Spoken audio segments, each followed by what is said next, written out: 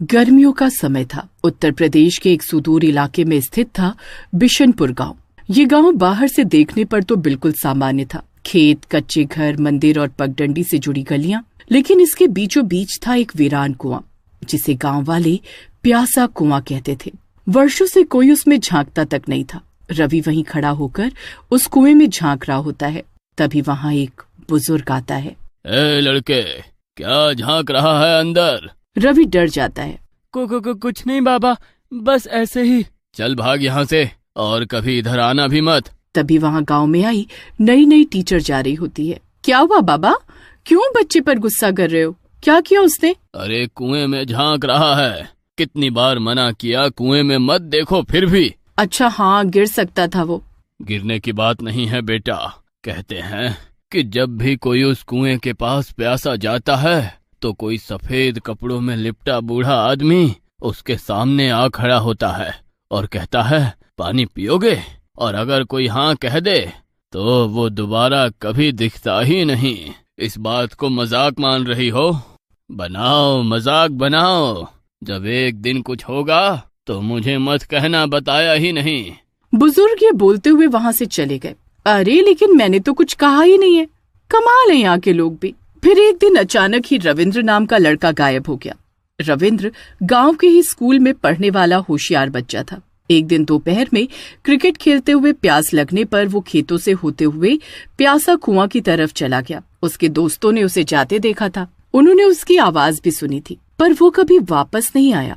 वो कुएं की तरफ पानी पीने गया था, फिर हम इंतजार करते रहे, लेकिन वो नहीं आया। 4 दिन तक गांव में खोजबीन हुई, मगर रविंद्र का कोई सुराग नहीं मिला। तब गांव वालों ने फिर से उस बूढ़े भूत की कहानियों को याद किया। कहीं उन बाबा की बात सच तो नहीं थी? क्या पता क्या हुआ होगा उस बच्चे के साथ में। एक दिन राहुल भी उधर गया।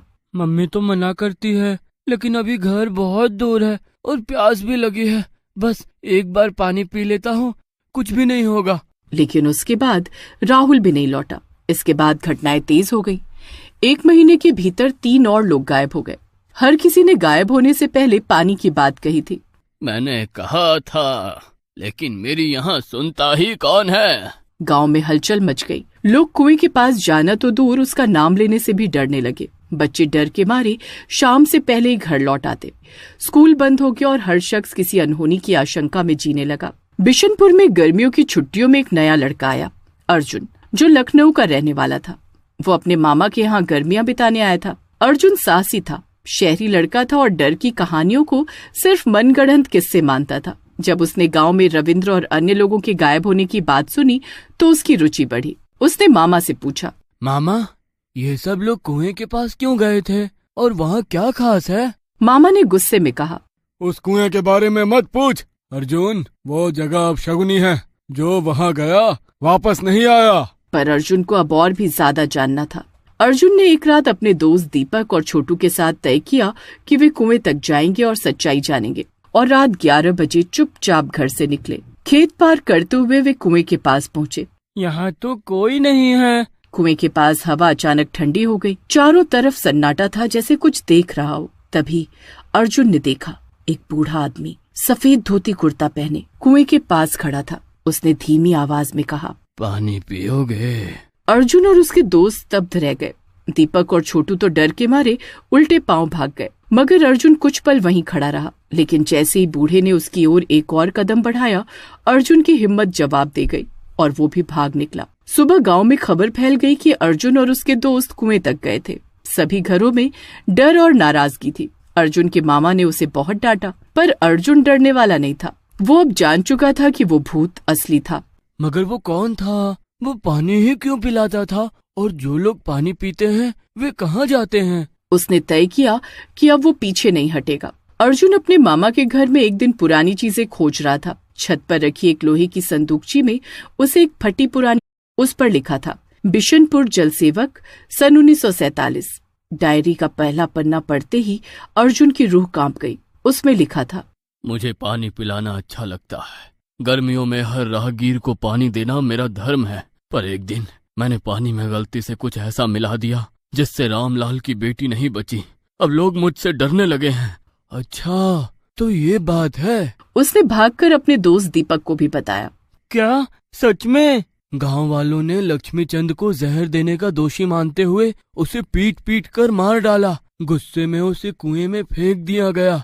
उस दिन के बाद वो कुआं प्यासा कुआं कहलाने लगा। और क्या लिखा था उसमें? डायरी में आखिरी पंक्तियां थी। उसमें लिखा था, मैं मर गया हूँ पर मेरी आत्मा प्यासों को पानी देने अब भी आती है, पर जो पिए वो मेरे साथ चला जाता है।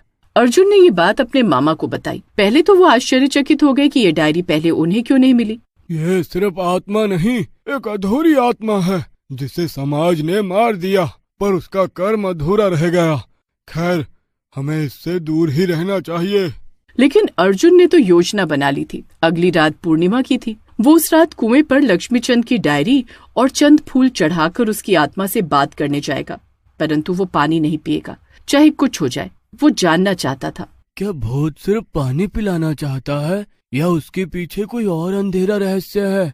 वो डायरी, फूल और गंगा जल लेकर चुपचाप कुएं की ओर बढ़ा। कुएं के पास पहुंचते ही उसे हल्की सी सिसकियों की आवाज सुनाई दी। सफेद कपड़ों में वही बूढ़ा, झुकी कमर, पिचकी आंखें और कांपते होठों से बोला, पानी पियोगे? लक्ष्मी चंद बाबू, मुझे सच जानना है, क्यों ले जाते हो उन्हें जो पानी पीते हैं? भूत ने सर झुका लिया। क्षण भर बाद जैसे कोई कैद आत्मा टूटे बांध से बाहर निकली। आवाज गूंजने लगी, मैं नहीं ले जाता उन्हें, ये कुआं ले जाता है। लक्ष्मीचंद की आत्मा ने बताया कि जब गांव वालों ने उसे मारा तो मरते वक्त उसने पानी को श्राप दिया। जिसने मेरी सेवा इज्जत नहीं की, अब वो इसी पानी में समाएंगे। पर वो श्राप सिर्फ भावनात्मक था। असल में कुएं में एक और आत्मा बस गई थी, जल पिशाच, जो मृत्यु से पैदा हुई नकारात्मक ऊर्जा से पनपा था। अब जब भी कोई व्यक्ति हाँ कहता, लक्ष्मीचंद तो बस पानी देता, लेकिन असली हमला कुएं के भीतर से आता। पिशाच की आत्मा उसे खींच लेती। तो मतलब आप लोगों को नहीं मारते हो? नहीं, मैं तो बस पानी पिलाता हूँ, मारता तो ये कुआं है सबको।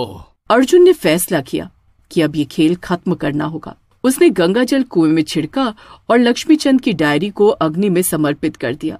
तभी आसमान में गड़गड़ाहट हुई और कुएं से एक आकृति निकली।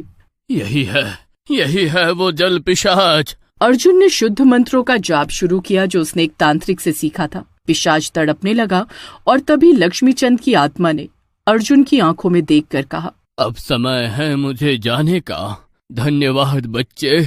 एक तेज रोशनी हुई। भूत, जल पिशाच, कुआं सब शांत हो गया था। सबको पता चला तो सुबह गांव वाले देखकर हैरान रह गए। प्यासा कुआं सूख गया था। लोगों को समझ नहीं आया, मगर अर्जुन जानता था कि जल पिशाच अब नहीं रहा। बेटा, तू ठीक है ना? मैंने मना किया था ना तुझे। मैं ठीक हूँ मामा। उस दिन के बाद गांव में कोई गायब नहीं हुआ। मवेशी लौट आए। रविंद्र, सूरज और अन्य जो गायब हुए थे उनके बारे में कोई सुराग नहीं मिला, मगर गांव वालों ने मान लिया कि ये सब श्राप के कारण हुआ था।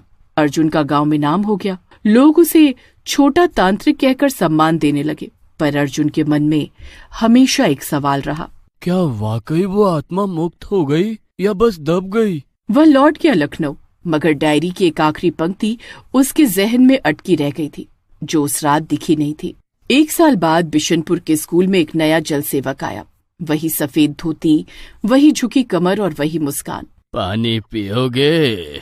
बच्चों में से एक ने खुशी से बोला, हाँ। लेकिन जैसे ही उस बच्चे ने लोटे से पानी पिया, उसका चेहरा पीला पड़ने लगा और वहाँ खड़ा मास्टर रमाकांत डर के मारे चीख पड़ा, लक्ष्मी चंद, तुम वापस आ गए?